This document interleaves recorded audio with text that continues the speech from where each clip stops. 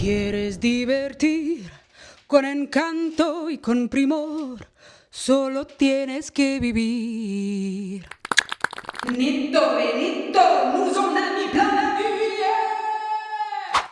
Tout dans ce spectacle relevait du symbolisme et de l'allusion. L'allusion, c'est quoi? C'est cette figure de style qui consiste à évoquer, sans nommer, à suggérer, sans déclarer.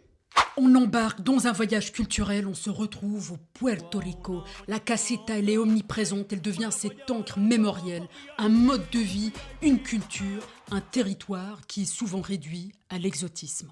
Alors quand je vous dis que tout est symbole, on voit Benito escalader un pylône électrique. Pourquoi le pylône électrique? Il représente ces infrastructures complètement détruites par l'ouragan Maria.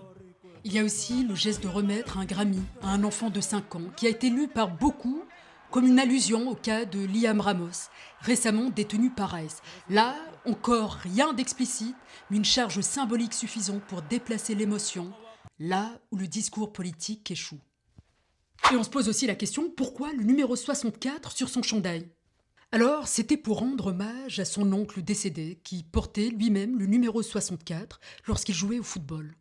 Alors il chante exclusivement en espagnol, mais à la fin il s'autorise une phrase en anglais « God bless America » avant d'énumérer la liste des pays qui constituent l'Amérique. Et il nous a nommé, nous les Canadiens.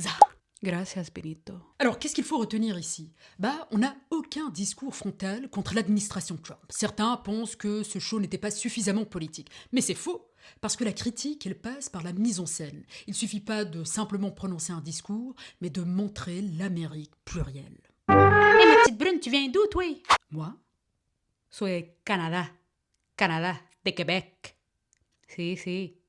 De Laval. Laval. Laval.